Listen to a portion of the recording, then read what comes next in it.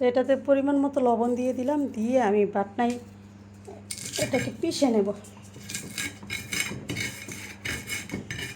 এই তো আমি ভর্তা কিছুটা উঠিয়ে নিয়ে পরে গরম ভাত দিয়ে খাবো। এই যে দেখুন কালারটা কতটা সুন্দর হয়েছে। আর আমার মেমোরিতে তেমন জায়গা ছিল না, আমি এর জন্য তাড়াহুড়ো করছিলাম। তো আর বাকি অনেকটা ভর্তা রেখে আমি কতগুলো ভাত নিয়ে খেয়ে নেব। এই যে একটা ভর্তা হলে আমার আমটা প্রায় পুড়ে গিয়েছে। আর দেখুন কত সুন্দর একটা কালার এসে। দুইটা আম আমি ভালোভাবে পরিষ্কার করে ধুয়ে নিয়েছি। এই দুইটা আম আমি এখন পুড়িয়ে নেব। ভর্তা কি কখনো খেয়েছেন এভাবে? এভাবে না খেয়ে থাকলে একবার ট্রাই করে দেখবেন। কাঁচা আমের ভর্তা, শুটকির ভর্তা, আলুর ভর্তা, ডিম ভর্তা, সব ভর্তা তো খেয়েছেন, এবার কাঁচা আমের ভর্তা খেয়ে দেখবেন কি মজা লাগে। তো আমি ভর্তাটা প্রথম এক্সপিরিয়েন্স করে বানাতে যাচ্ছি, আশা করছি ভালো লাগবে। ভালো লাগলে আপনারাও একবার ট্রাই করে দেখবেন। আমটাকে আমি ভালোভাবে পুড়িয়ে নিচ্ছি। আমার আমটা প্রায় পুড়ে গিয়েছে। আর দেখুন কত সুন্দর একটা কালার এসে। এটা আমাদের একদম গ্রাম থেকে গাছের আম হয়েছিল, যে ঝড় তুফান হয়েছিল সেখান থেকে গাছ থেকে পড়েছিল। তো আমার বোনের শ্বশুরবাড়ির গাছের আম আর কি।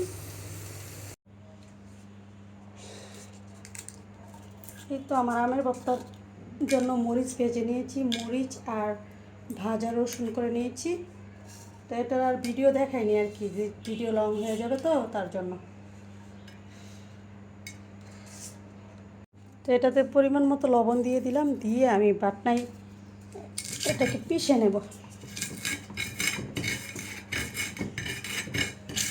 এই পিষাচ্ছি বাটনার মধ্যে করলে ভর্তাটা খেতে মজা লাগে, যেহেতু মাটির বাটনাটা মানে একটা অন্যরকম মজা লাগে।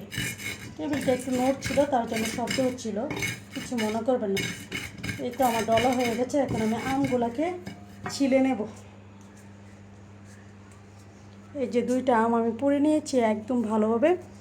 এখন আমগুলাকে আমি সুন্দরভাবে ছিলে নেব।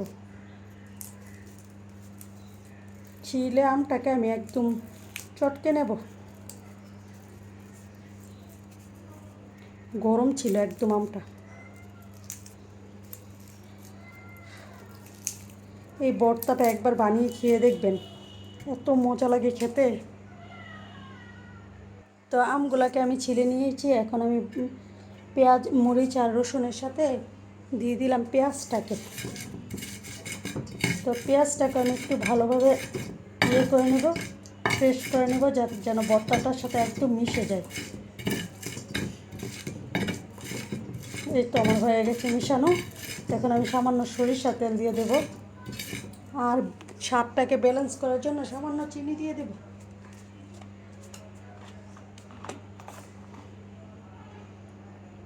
পরিমাণ মতো সরিষার তেল দিয়ে দিলাম, আর এখন আমি কিছুটা চিনি দিয়ে দেব।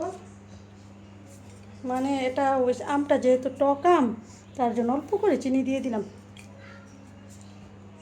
দিয়ে এটাকে আমি আরেকটু মিক্স করে নেব।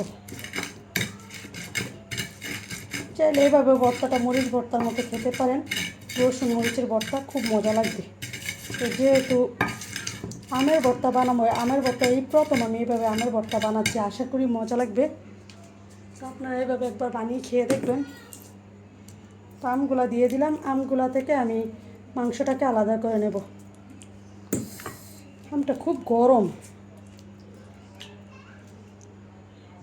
আমগুলো খুব গরম ছিল, তো তো আমার একটু চিপতে সমস্যা হচ্ছিল।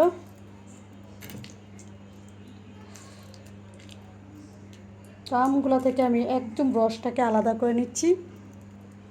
এবার ভর্তাটা যা আশা করছি অনেক মজা হবে।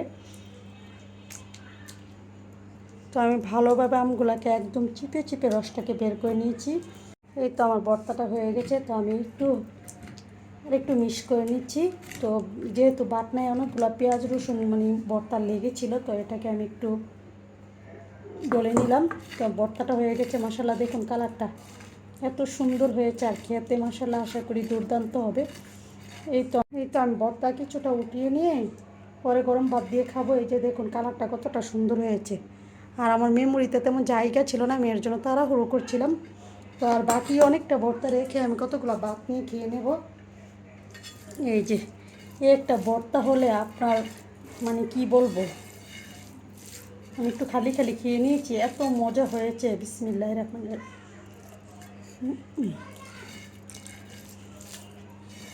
মাশাল্লাহ মাশাল্লাহ মাশাল্লাহ, অনেক মজা হয়েছে।